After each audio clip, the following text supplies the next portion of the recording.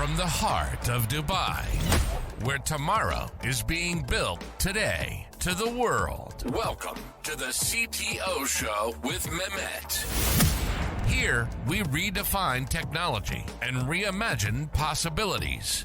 With Mehmet, delve into the riveting realms of AI, cybersecurity, and digital technology. Experience the thrilling highs and lows of startups. Immerse yourself in the spirit of entrepreneurship and witness the future of business innovation being written in real time. Now, without further ado, let's tune in and explore the future. Hello and welcome back to a new episode of the CTO Show with Mehmet. Today I'm very pleased. Joining me from Canada, Ashis Parajuli. Ashis, thank you very much for joining me today. The way I love to do it is I keep it to my guests to introduce themselves because I have a theory. No one can introduce themselves but themselves. So the floor is yours, Ashis. Yep, thank you. It's my pleasure to see you here, Mehmet, and it's glad to present and glad to talk in the CTO show. It's an interesting show that I'm getting part of it. Yep, thank you. And this is Ashis. I'm founder and CEO at DLytica, which is AI, data science, machine learning, and data and data engineering analytics company. Like we do we provide consulting, and we do also have the big data platform. And basically, I'm working on building the innovation of big data and AI world. Great, great, Ashis. Maybe traditional question a little bit, but what inspired you to be in this field and to focus on these nowadays very important aspects: data, cloud, AI. So definitely this AI thing is getting kind of boom right now. So everybody you go everywhere. Every organization wants to have AI in their business. They want to leverage AI to boost their AI, boost their basically business with AI, boost their productivity with AI, or boost their day to day cycle with AI. So basically this is interesting and this is so exciting that every organization are feeling that they must be catching up with this game. So I was in the very forefront of this game very long time ago. So it's been around 15 years I'm in this field. Ground up, like I was working and building my career itself into AI and data science. So basically I was very much directed into how I can do the digital transformation through AI and data things. Basically, the goal is to collect the data from different systems and applications within the organization itself, and or maybe third party data sets wherever the customers are like engaging into. So that way we get to know about our customers, we get to know about how our business is operating, get to know about what kind of activities is running through the organization. That way we can leverage the AI, the data, to take the decision. So the interesting thing is data driven decision is something that excites me, and that is what I try to leverage as well in my day-to-day activities. So that's what excites me, and that is where I am, and I'm trying to help the business or the people that they're leading to this journey. Perfect. Like as I was telling you, Ashis, like this is the hot topic today, and everyone trying to leverage data. Now, you mentioned something that you are driven by, helping customer building solutions, which are mainly we call them data driven because uh, data is the new oil, and actually it's the worse than more than oil now. But I'm sure that you see some challenges across both, maybe even startups and enterprise, when they want to implement data driven solutions today. Um, so tell me about these challenges. Like, what kind of challenges you see in the field, and how do you help them navigate these challenges? Yeah, that's a good question. That reminds me of like the situation where I was working with some of the clients and they were asking, questions about, hey, I have this idea of building an AI solution. I have an idea of building in this AI use case, but I don't have the idea how to implement it. I don't know. I don't have the resource within the organization, or I don't have the skill sets in my organization, or am I mature enough to implement this? So this kind of question, a lot of questions comes into my area when I start talking to customers. But definitely, like I said, the question, whenever the questions comes in, these questions are like carrying the challenges.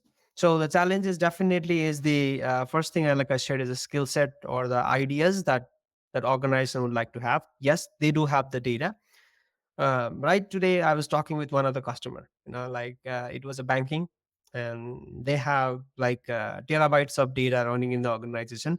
But right now, their business is not asking most question because they don't expect to, because they are not yet familiar to. And the IT team or the data team, like their IT team uh, like was not delivering something that maybe business was not asking, and they were not delivering. It's something like data was running in silos, and like the idea is the data was not being leveraged. So like I said, the why it was happening is because of the skill sets. Definitely, they don't know how to bring the data from different platforms or the systems in one place and build a, let's say, customer 360. Let's say, for example, we want to know where the customer is, which demographic the customer is from, or what kind of the activities our customers are doing. Let's say if it's a bank, what kind of transactions the customers is doing. So how often he or she is using the products, banking services, let's say the saving account, credit account, or credit cards, or loan, how often the customers is using it. Or let's say how often or let's say if it's a telecommunication, then like understanding uh, like where the customer is calling, like how often the customer is calling to abroad, or maybe something the customers might not know about roaming service, and he is calling international and getting more charged. And or maybe some of the transactions, like maybe activities of the customers, they interact with our advertisement in, let's say, if a telecommunication is promoting a service or internet service offer, and the customer is interacting through the ads. So now the interesting, what I'm going through is about um, the like if you go with the customer journey from initial advertisement or initial customer onboarding to the customer day-to-day customer activities, there is data being generated. So it's up to you how you leverage. Let's say, for example, if a customer reacts in your ad, or maybe customer show interest in your ad, that is first data that you receive in your organization. Okay, so let's say now you want to know which product or service the customer might be interested in, or proposing the right product in the right time is maybe the first data driven decision what you have to do. But right now, the major challenge that the organization is having is proper, they don't have the proper platform to do it, first thing. And definitely the skill sets. And the third thing is the vision towards the data. What can be done with the help of data? I think these are the major three areas where I can see the major challenges on. So when they are clear about these things, definitely they should start leveraging the data with the help of right skill sets, by using right technology. So tools, maybe process, and technology is something what they need to have in the data itself. And this is where you come into the picture, I believe, Ashish, right? So Exactly. now you mentioned something which it it enlightened a bulb on top of my mind. So you said they know that they have the data, but the problem is, you know, there is too much noise maybe around uh, what can be done with this data, and maybe they are getting involved or driven by different things at the same time. Now, I think the issue, and correct me if I'm wrong, Ashish, like data fragmentation is the major challenge, as you said, and that there's the skill. And you mentioned something about which I believe is where maybe the CTO should play a role here in leveraging this data into business perspective, right? So trying to understand actually what the business would care about, and then see if we have this data and then apply the platform over there. Now, why I'm mentioning this, because majority of the time I'm surprised that actually sometimes, and have you seen or are you still seeing this, customers, they don't know that actually they have this data. Like, have you seen something like this? It's like they're not aware that actually this data exists with them. Have you seen something similar?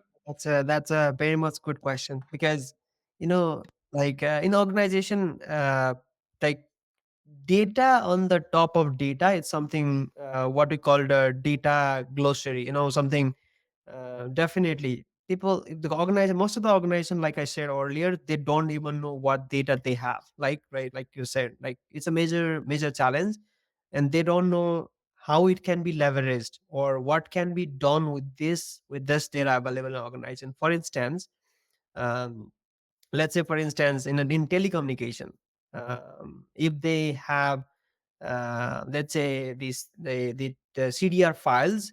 With the help of CDR files, you get to know, okay, where the customers are calling, how much time they are spending in a data, sorry, in a call, and if their call is being interrupted in between or not. So sometime, now if business knows, okay, so if I go back to networking systems, that I will be able to get, okay, when the disconnection happens, and what was the network activity while the network disconnection happens. Okay, so I'm going more technical now, but just to go a little bit deep dive, people get it. So what I mean to say here is to find out when the customer is getting disconnected while they're calling. The reason, like, so why I'm taking this problem is because this is one of the major reason why the customer is being churned in the organization, or why the customer is being leaving the telecommunication and going to other example, right? So let's say in that case, like, let's say the business would like to understand, um, maybe in traditional way, what we do is just call the customer and try to understand why they were moving out of the organization, and they might say, because of this, because of that, and so on. But the underlying thing, what I'm trying to say here is, we have the data, and the business self knows the reason. They don't even need to ask the customer. They knows themselves. So what I mean to say is, let's say, if they go to the CDR files, if they go to networking systems, and they get to know, okay, why the customer was when the customer disconnected, why they were disconnected, and what was the reason. Maybe is it because of the server failures, or is it because of the poor networking connectivity, or is it because of something. So maybe we get to know. So let's say, if the business knows themselves, or let's say CTOs would like to explore this kind of, to solve the problem, then they would explore this kind of solutions and find out if they have the data. So definitely, um, there are different departments or different teams that they're handling those. Maybe networking department is handling the networking systems, the business, like the other operational different departments handling their own operational databases or systems. Now, stakeholders gathering is where something that, like, CTO usually gather and try to understand what kind of data they have. Let's say, if they talk to the networking team, they get to know, okay, what really they have. And if they talk to the other operational system database, like the database managers or teams, they get to know what kind of databases they have.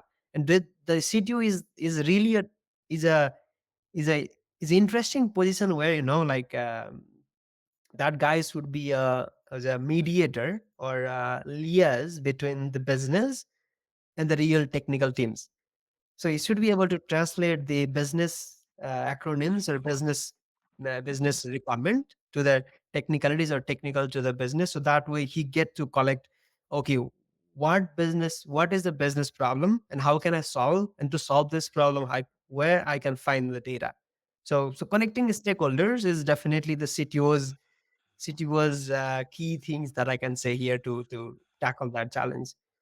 Absolutely. And yeah, so because also you mentioned something very important, and I'm relating this to a little bit now startups. So in big organizations, probably they have collected a lot of data over the years.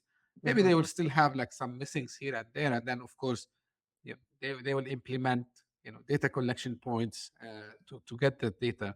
And that's why I keep telling startup founders, like especially because they focus on growth, they focus on customer retention, they focus on a lot of these metrics that people, especially in SaaS business, they like. So I Mhm. said, like, you need to collect this data early so you can start to take decision early also as well. So because if you don't collect data early enough, you are just dealing with hypotheses, like, right? So you are just saying, maybe the customer is not liking our UI. Maybe when they are clicking something, there's nothing called maybe, right? You should Yeah. it's either yes or no. There's nothing like in between. So that's very important. And thank you for bringing this, Ashis. Now, on the other side, I know that you talk about a movement that you are fan of, which is moving from vendor locked-in black boxes to open source. Um, Tell me more about this, movement, especially in the field of big data and AI, and why this transition is important for everyone. I think that's a good topic that definitely I love to help organization to get out of the vendor lock-in situation to the open world. Like the open is something where the innovation comes in. Like something, if it's more vendor locked in, some of the cases, yes, the only the certain organization, let's say the Microsoft or only Oracle, only the Amazon, they have the solution. But some of the cases that if the innovation to happen, it's a open source. So when what I mean to say open source, when I'm saying open source, it's free to contribute. It's not something free to. It's a free. Having said that, this definitely it's being contributed by definitely the world. The world is there to solve the problem together. So this is the interesting thing here.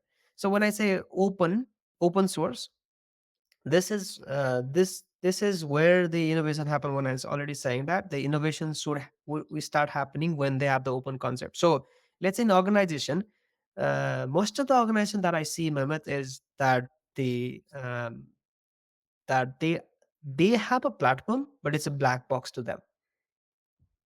So this is a very really a big challenge. So That's when a you say, big claim, Ashish. That's the big claim. Tell me more. Why it's a black box? yeah, it's a black box. When I'm saying a black box, like let's say the business wants to do something on the black box. The thing is the vendor systems. The business, like let's say that a business would need to go back to the vendor, and the vendor who goes to the underlying whoever is developing. Let's say if it's a Microsoft product, Microsoft data platform. Let's say if it's a cloud. Let's say for example, let me take a Cloudera system. Let's say our organization have a big data platform which is called Cloudera. They would like to do some data analytics and AI. So let's say that they would like to develop some AI or machine learning use cases, but they would like to add more tools that they would like to have, or maybe sometime it depends organization. They would like to add more data sources, or maybe I would like to add more other third party different tool, or they would like to add more analytical tool or some AI tools.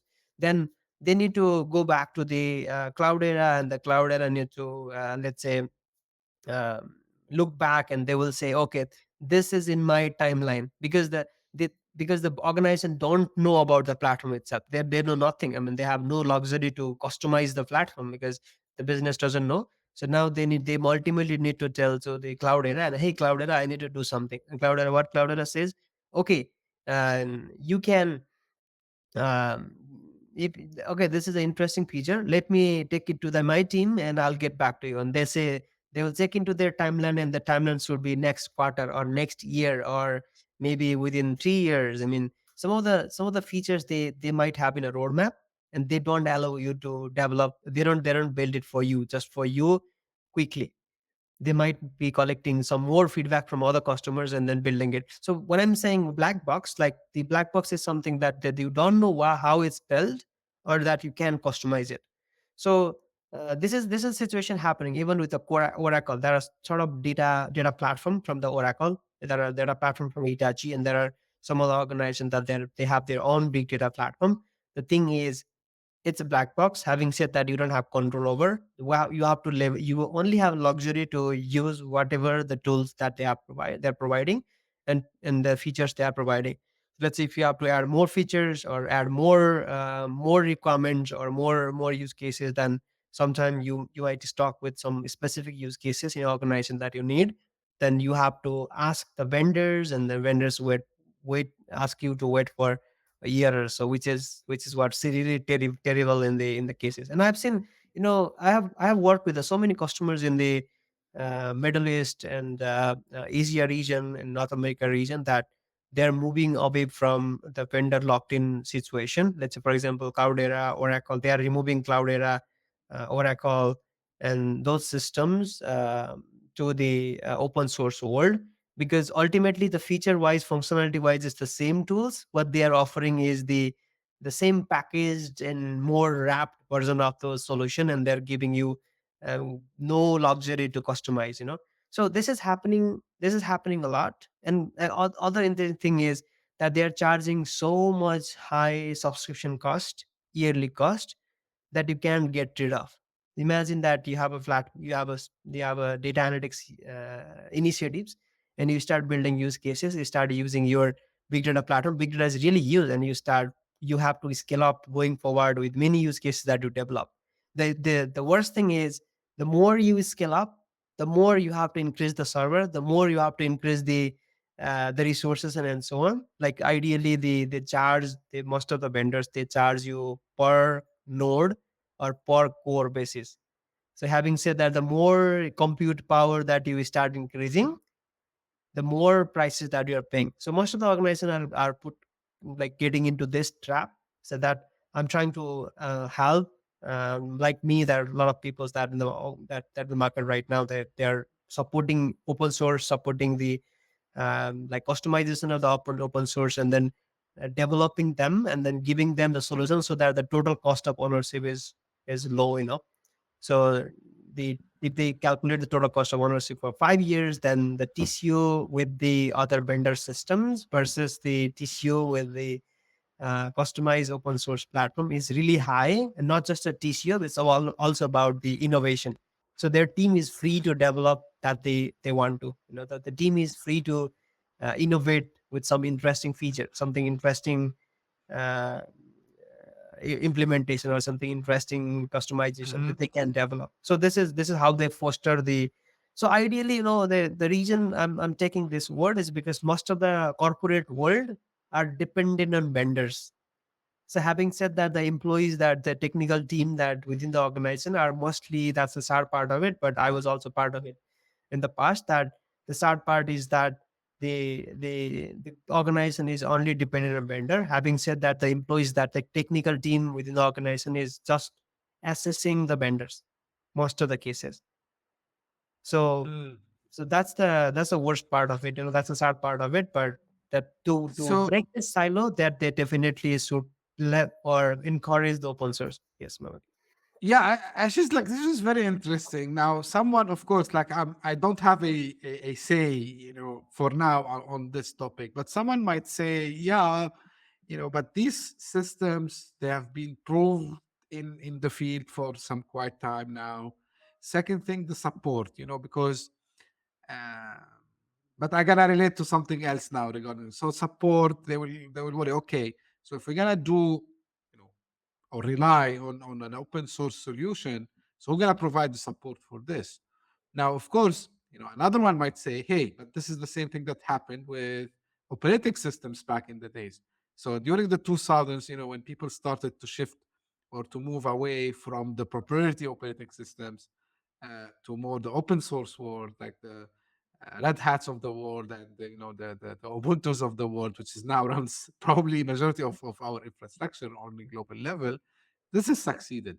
Now, from your perspective, Ashish, do you think we can have the same success?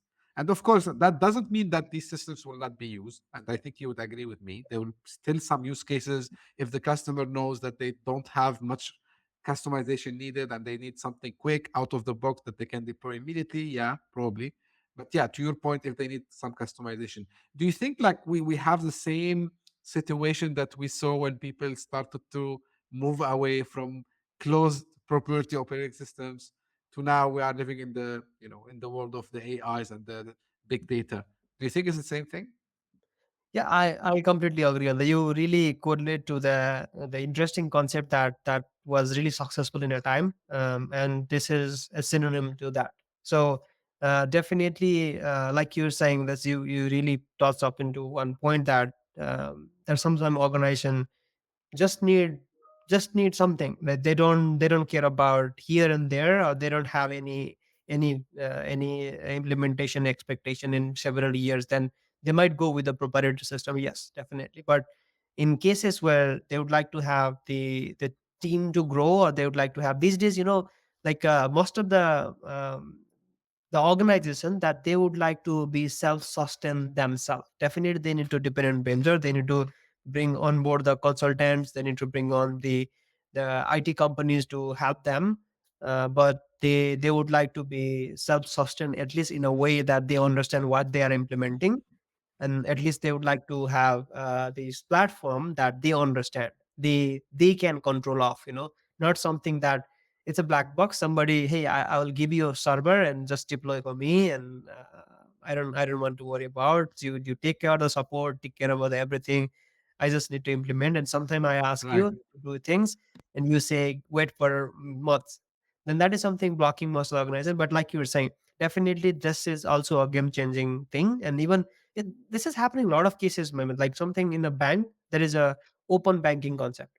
So yes, there Right. are what's wrong with it, but there are open banking innovation, and there are even in the open source world, even the even Chat GPT and AI things come up. Initially, Chat GPT was being released by the like Elon Musk, let's say. Chat GPT was so popular, but later down the line, that Facebook come in and, hey guys, I mean, you should not be very much limited to ChatGPT, where you have to use the proprietary system and you have to pay the subscription fee monthly. And hey, you can, if you want to develop yourself, why not? And Facebook come up and brought up the LLM Llama 2 model, and now you can host, Exactly.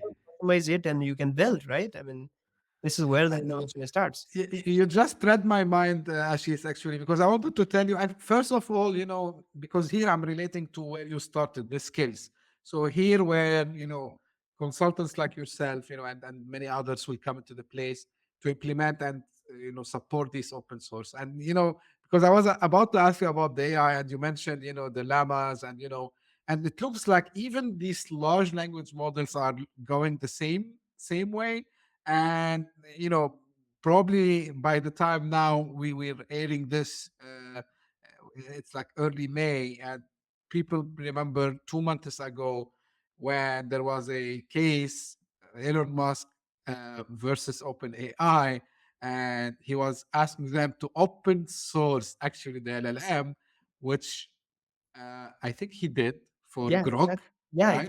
exactly. Yeah, and actually, he was fun enough. He was telling them you should change your company name from OpenAI to Close AI because so so I think yeah, because the thing that the misconception of people about open source, I think, Ash, is like this is the biggest thing that they get wrong is it's free. I mean, free in a sense that okay, I just get it. It's not free actually. You need to support, but the benefit of keeping it open, and again, I'm giving the example of operating systems, because if they didn't have it as an open source, probably you know even the platforms we are using today might not existed, right? Because when these libraries started to be shared everywhere, everyone started to build on top of them something else. So this is for innovation. It's absolutely something, in my opinion, it should be open. Knowledge should be open, to your point. And the second thing, and here when I will ask you the question. Now, large language models, everyone, these are like the mystery, they are black boxes by themselves as well. Now, are you seeing organizations, and I know this is something not easy. Now, people don't get me wrong. when I say build an LLM, it's not a small task. LLMs training requires like huge compute Goes power. in there, exactly. Yeah. But again, we started to see, and now with the Nvidias of the world and what Apple and Google trying to do is like even to bring it to the smartphone, these, and they are calling them micro language models. Or Yeah. so tell me, Ashish, what's happening there? Are we going to see each organization that are developing their own language model? I would not call it large, small. I will keep it open size. So tell me more. What is happening on that side? Yeah, this is in technology world, this is kind of a situation that if you start delving down into something, like for example, instance, LLM we're talking about. So there are hundreds of LLM models right now in the market. That some of them are open, some of them are proprietary, some of them are more mixed bag of them. But in even in the other world, for example, in application world, it was the same thing yesterday. So if you have, let's say, if it's a fintech application, if you want to have a wallet develop, or if it's a bank, if it's a telecommunication, let's say they have the some of the phone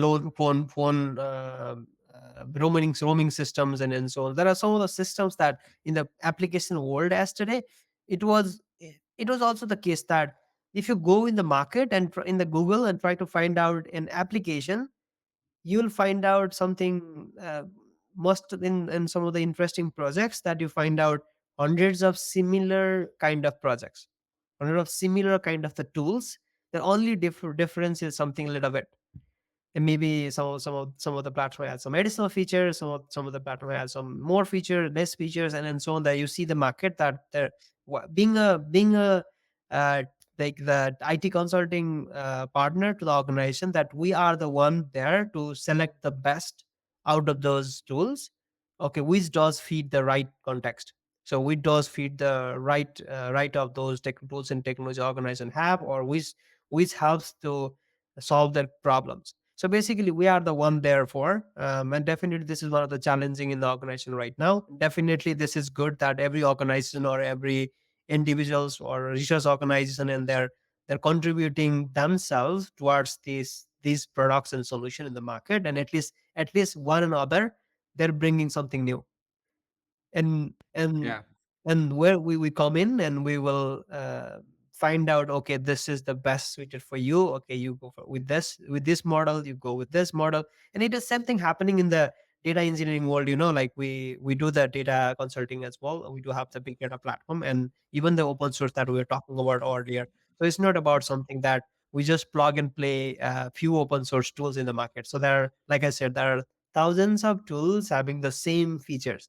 And need to build a big data platform, you need to have maybe at least 10, 20 different tools together. You have to merge them together to make them work. So we are there to select the best tools out of there in the market, and then connect them together to form a platform we call a big data platform. Okay, so where you can Right. do the data engineering, data analytics, and data science, AI, and machine learning, like even LLM models. Then you can, now the other journey comes in. Now you have to implement LLM models. Okay, so now in the market we go there and try to find out what we don't want to reinvent the wheel, something that's being already built. Definitely we leverage what communities have contributed so far. We just pick up the best out of the best. Okay, or maybe sometimes they don't have everything. I mean, sometimes you have to pick up the one that is more customizable, that is more flexible to implement new feature. And maybe you can in LLM model context, that you can like that you can train with your data sets. Maybe it's a lighter version that you can train with low resources, right? Or maybe sometime you definitely have to train with higher resource, as long as your business permit, sometime depending on business. But definitely we have to select the best models and connect the dots together to form a platform that we call a solution for a business that Sure. helps to solve that problem.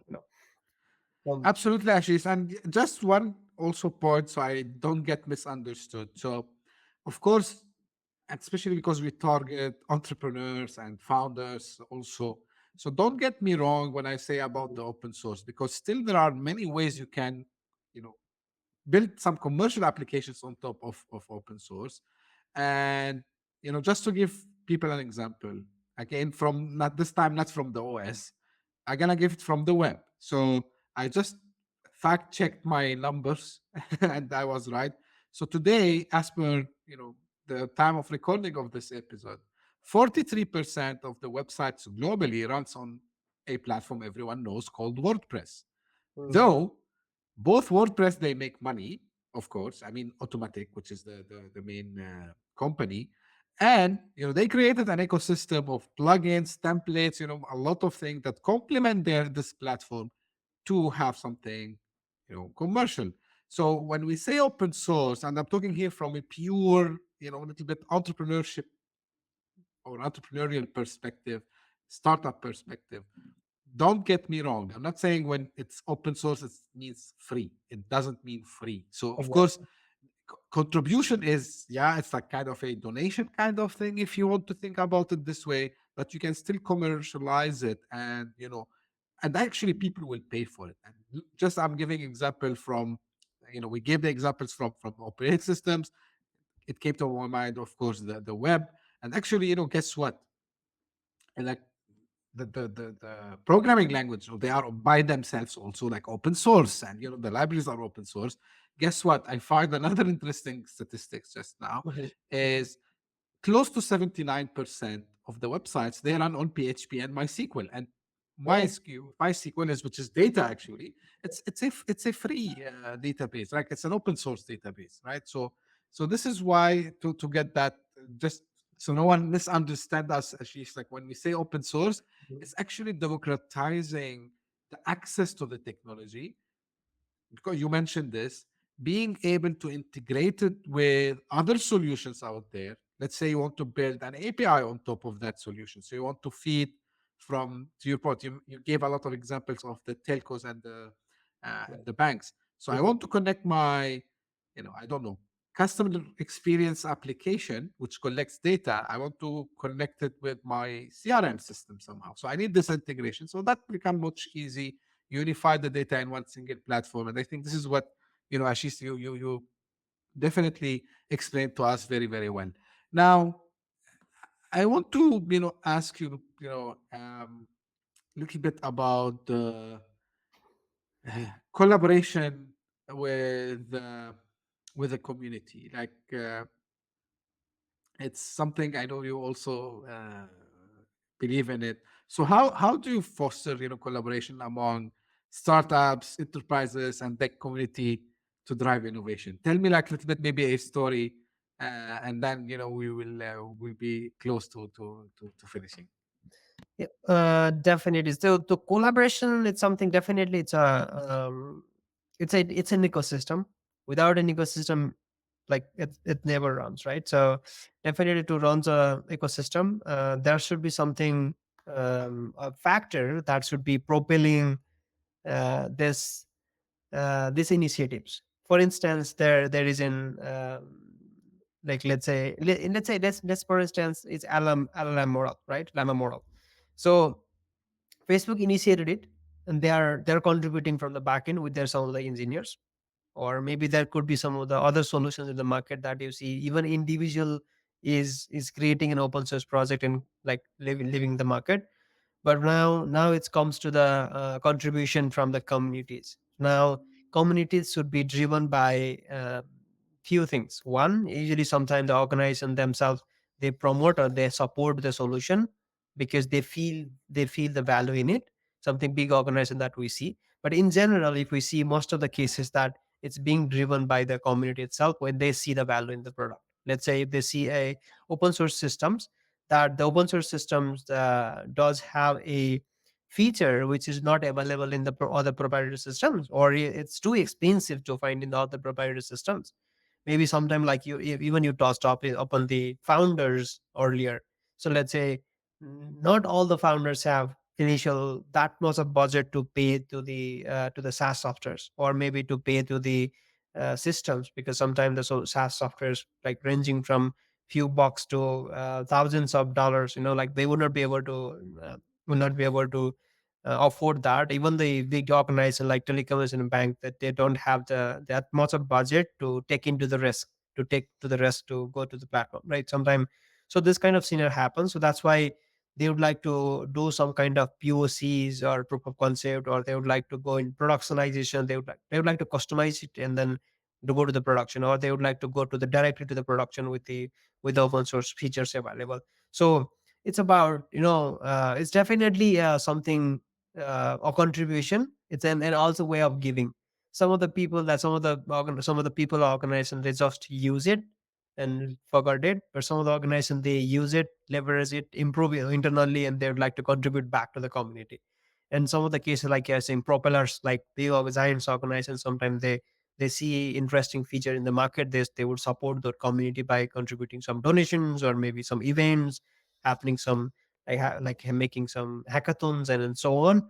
But definitely it's also about the motivation to the end user itself as well, and also motivation to the community contributors, whereas contributors are also motivated enough to contribute to the community, to showcase their skills, to showcase their, because this is a platform to showcase their skills. So, like, interestingly, a lot of people have gotten their job or gotten their interesting idea while they're contributing to the community projects.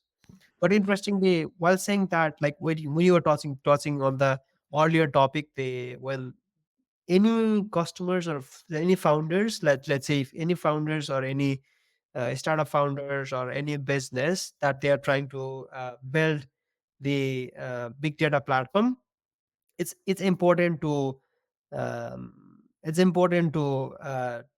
know that these platforms is there are some of the platforms in the market that they help them to grow, that they help them to innovate, and that they help them to validate their ideas quickly, rather investing or waiting something into proprietary loop. That is what I'm trying to say here. Yeah, absolutely. And of course, this is it's like kind of giving back also as well, kind of collaborating. And this is what I was just mentioning, about democratizing, technology itself, the reach to technology by collaboration. I love this absolutely. Ashish, finally, where people can find more about you and your company. Yeah, I'm available in LinkedIn most of the time.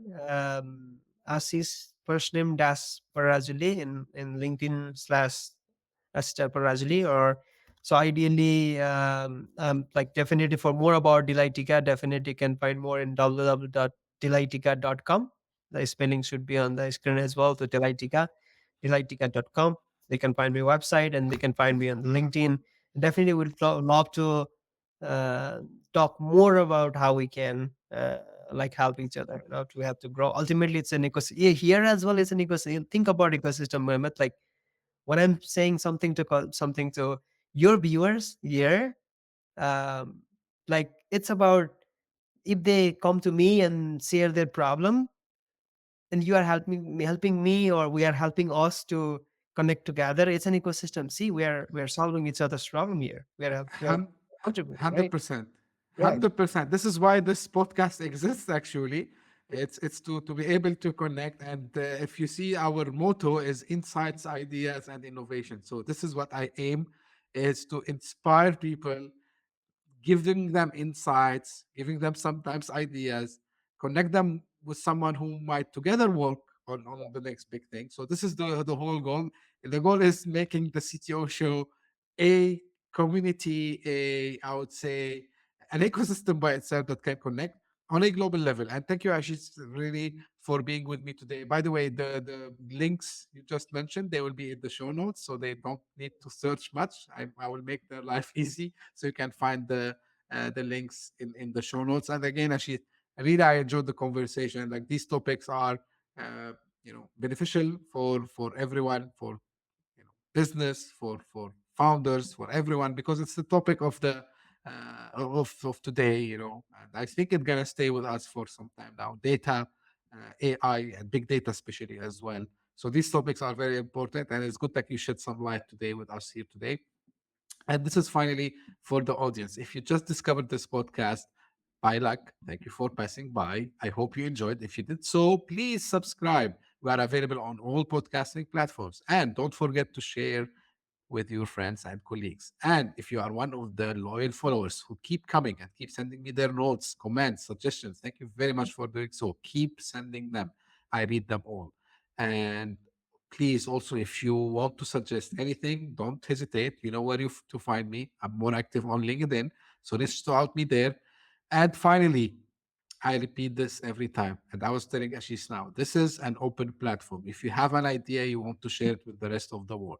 If you are up to something interesting, if you want to contribute by sharing your knowledge, it doesn't have to be purely technology. Anything that can help startup founders and people in the tech space to do something better than they are doing today, please don't hesitate. Reach out to me. I would be more than happy to speak to you and see if we can have an episode together.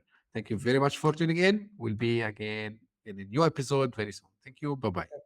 Thank you. Hit that subscribe button, share the show with your tech-savvy friends and fellow entrepreneurs, and leave us a review on your favorite podcast app. Your support means the world to us.